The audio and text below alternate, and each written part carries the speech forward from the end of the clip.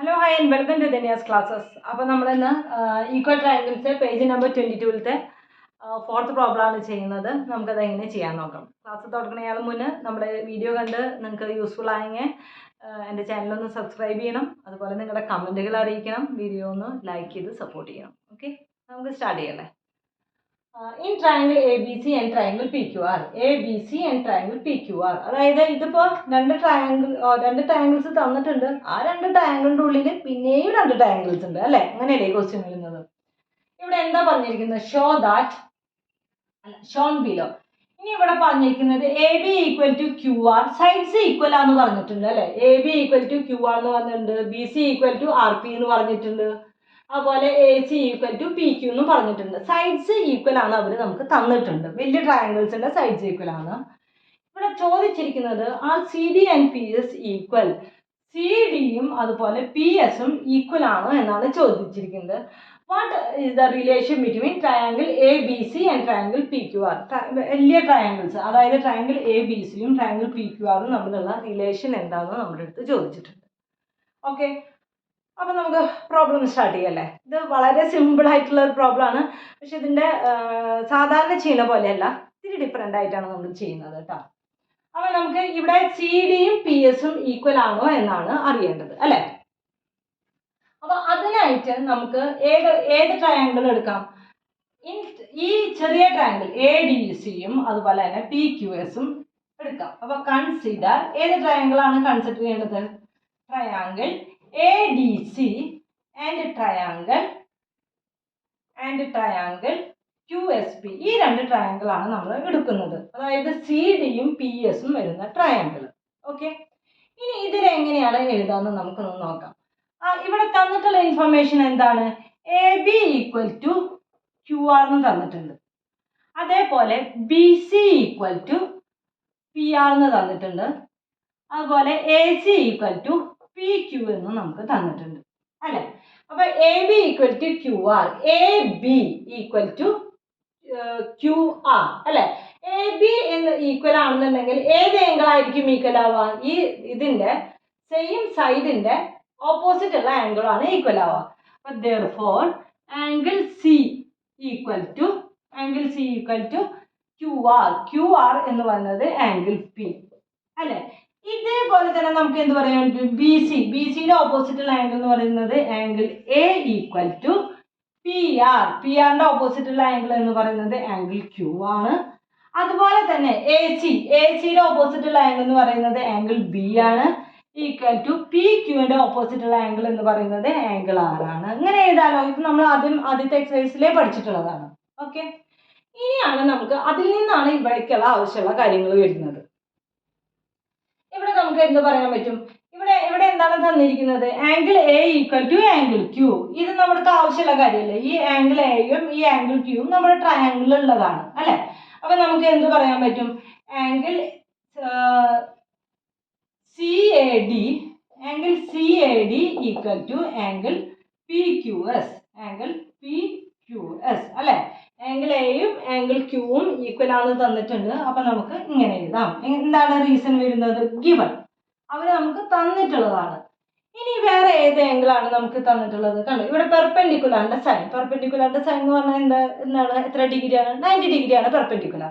അപ്പൊ അങ്ങനെ വരുമ്പോൾ നമുക്ക് എന്ത് എഴുതാം? Angle A D C equal to angle Q S P equal to 90 degree. അത് എങ്ങനെയാണ് നമുക്കത് കിട്ടിയത്? അതും അവർ നമുക്ക് തന്നിട്ടുണ്ട്.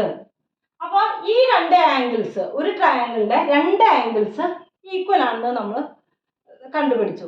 അങ്ങനെയാണെങ്കിൽ ആംഗിൾ എ സി ഡി, അതായത് ഈ ആംഗിളും എ സി ഡിയും equal to angle Q P S.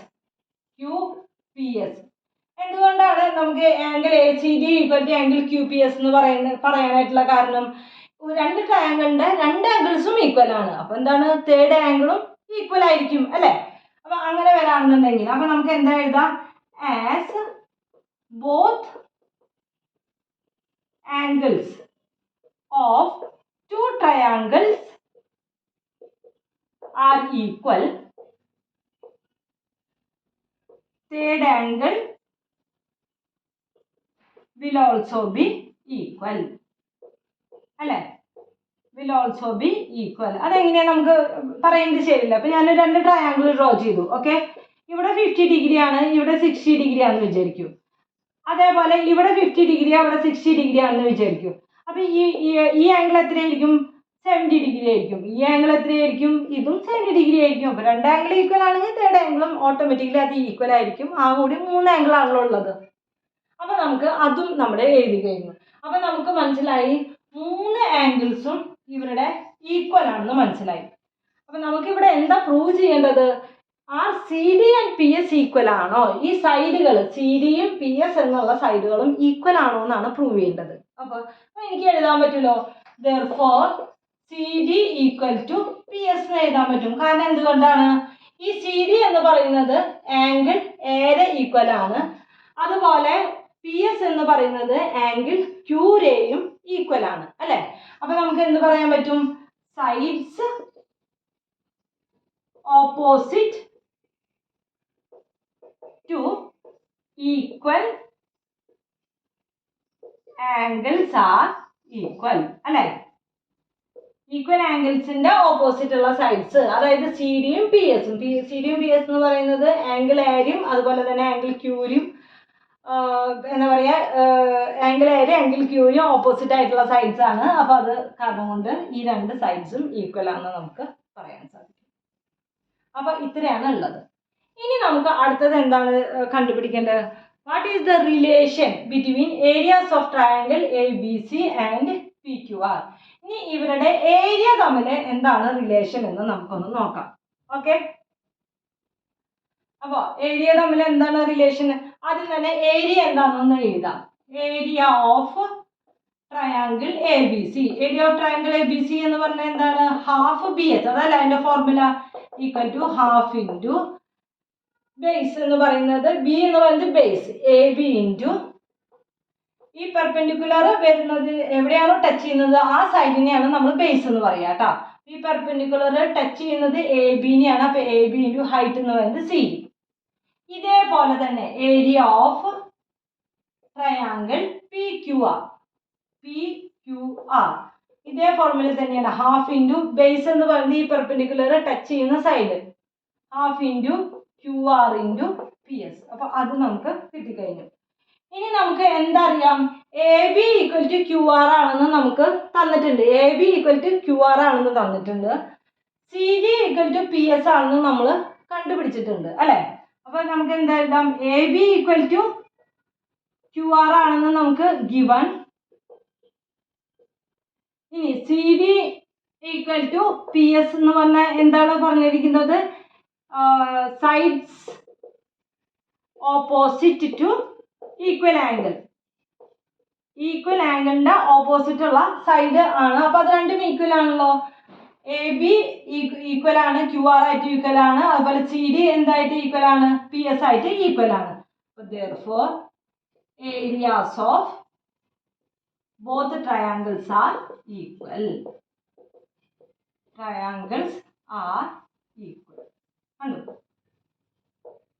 Areas of both triangles are equal. അപ്പോൾ ഇത്രയേ ഉള്ളൂ. മനസ്സിലായിട്ടുണ്ടെന്ന് പ്രതീക്ഷിക്കുന്നു. നമുക്ക് ഇനി അടുത്ത ക്ലാസ്സിൽ കാണാം. ബൈ.